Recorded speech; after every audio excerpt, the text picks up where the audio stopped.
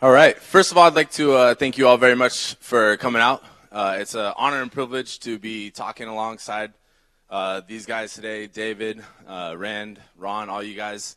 I was a member of SEO Moz back when it was SEO Moz in like 2008, and so it's Rand's the man. He's Whiteboard Fridays. Those are awesome. So if you haven't checked them out, check out their blog. A lot of great information there.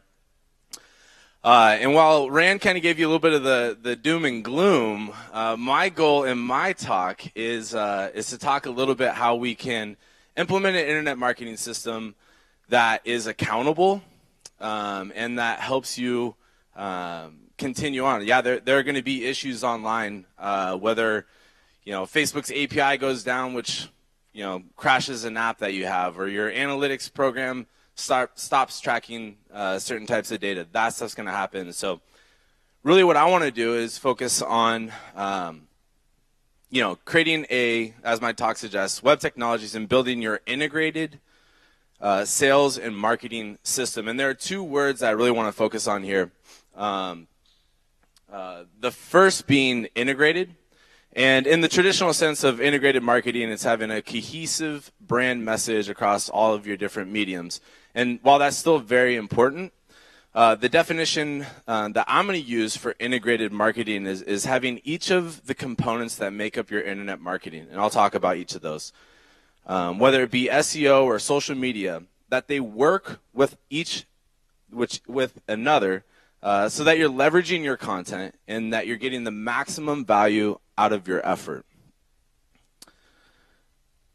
So some of you may be asking, and the other word that I really wanted to focus on there too is a system. So creating an integrated marketing system, and a system being comprised of inputs, processes that interact and independently that result in some output. In our case, hopefully leads. So we want to create a system that generates more leads. So my goal today is to explain how you can create an integrated internet marketing system in your business. So, and a lot of what I'm going to touch on is actually going to touch on some of the metrics that Ron just talk about the CRM aspect, talk about the content marketing and some of the SEO. So hopefully we can tie a lot of this together. So some of you may be asking,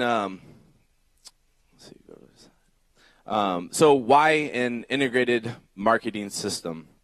And John Wanamaker, who's considered to be a big name in the marketing industry and especially on tracking where your marketing efforts are going.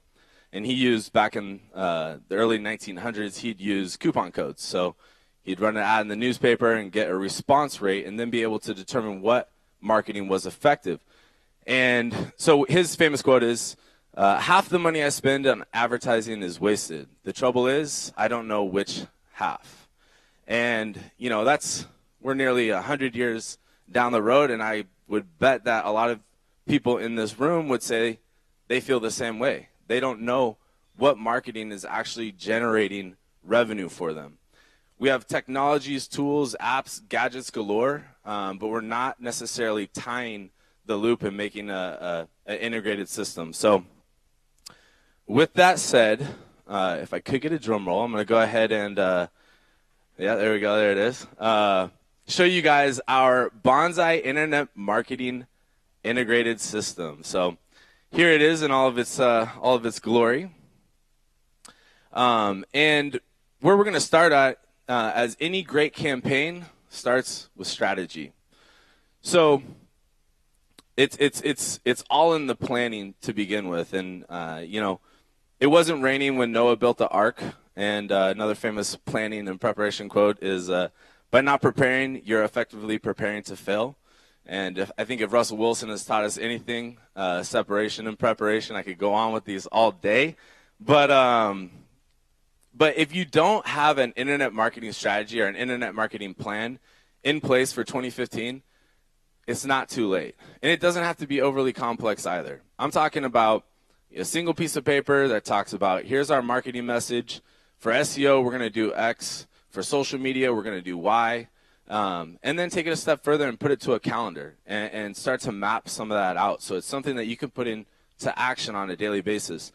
I kind of skipped over myself, but at Bonsai Media, my company, we're an internet marketing company, SEO, do a lot of analytics and web development and such. And so we are, in a sense, our clients' outsourced internet marketing department. So we have to run these campaigns extremely efficiently, which is how we came up with this process. We have to optimize because our clients are always looking for a higher ROI on their investment. So then we move into the lead generation portion of this, and that's going to be your social media marketing, your pay-per-click advertising, SEO, display, remarketing, email marketing, and digital PR. So all of those are going to be the systems that drive traffic into your website.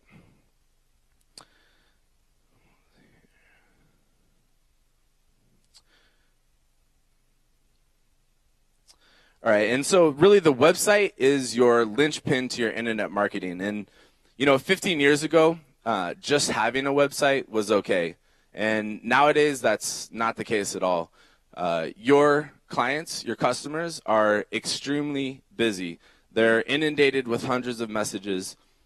They don't have time to just get some information from your website. Their expectation is that they can fulfill, some of their business activities with you, whether it's paying their bill online or submitting the information that you need for an RFP or a proposal or any of those types of activities. So the website really needs to do much more than just present who you are online. It needs to provide value to your customers. And the companies, I promise you, the companies who make it easy to work with them are going to be the companies that win.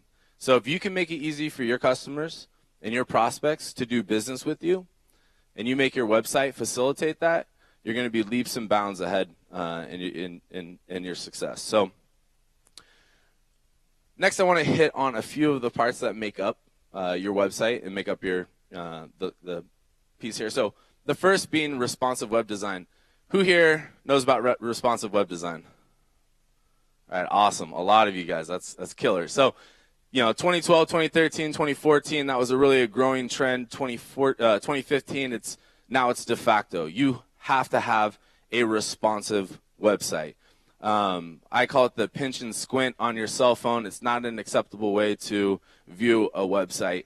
It's going to result in that ping pong effect that Rand talked about. They'll jump directly back and go to a website that does facilitate that.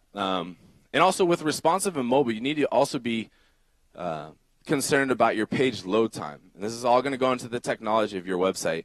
Rand mentioned 2 seconds, and making sure that on mobile, with bandwidths what they are, that you're not serving up a HD Retina image to a mobile phone with a 320 pixel width screen.